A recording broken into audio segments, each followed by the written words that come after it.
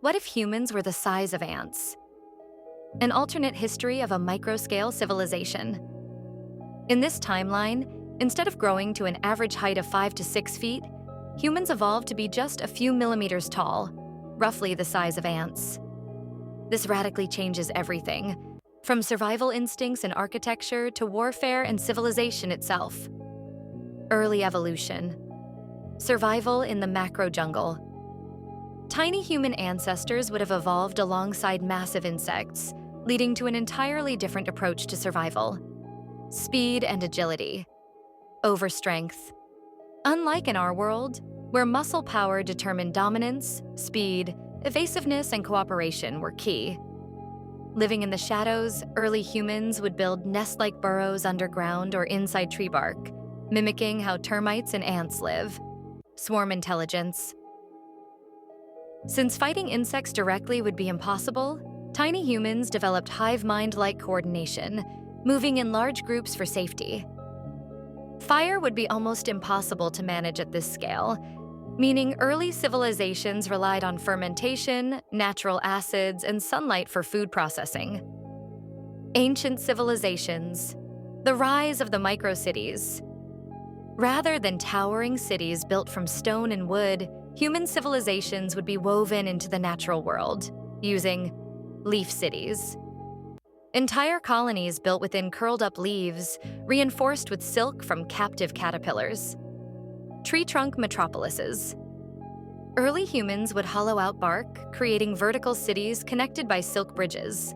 Ant taming. Instead of domesticating horses or cows, humans bred and controlled ants, using them for transportation and warfare. Writing would have developed as pheromone trails, similar to how ants communicate, or as tiny carved markings on plant stems. The Age of War, battling the insect kings. At this scale, humans would not be the apex predators. Instead, insects like spiders, wasps, and centipedes would be the dominant forces of nature.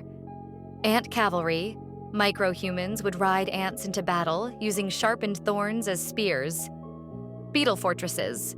Armored beetles could be domesticated and turned into living tanks, reinforcing city walls. The Great Wasp Wars. Entire civilizations could be wiped out if wasps attacked their colonies, leading to the rise of human-wasp alliances where humans offered food in exchange for protection. Venom warfare. Instead of metal weapons, humans would coat their arrows in venom extracted from deadly insects to take down threats.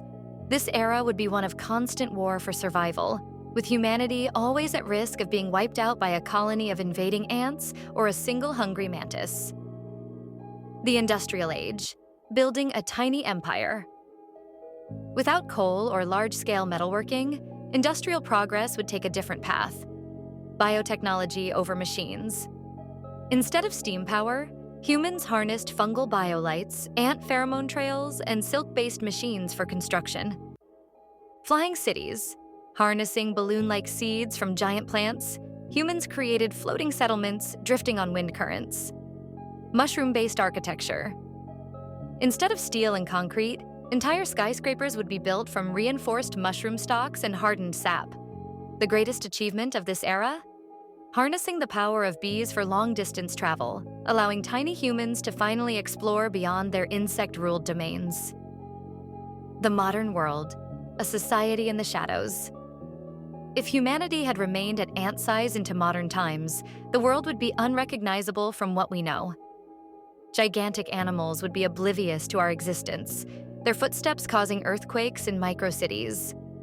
Humans would never have reached space. Instead, we would be navigating the vast canopies of trees, treating each branch as a new continent. Technology would be bioorganic, with cities grown rather than built, powered by bioluminescent fungi and insect-driven machinery. Wars would be fought in the undergrowth, entire empires collapsing when a rainstorm floods an entire civilization overnight.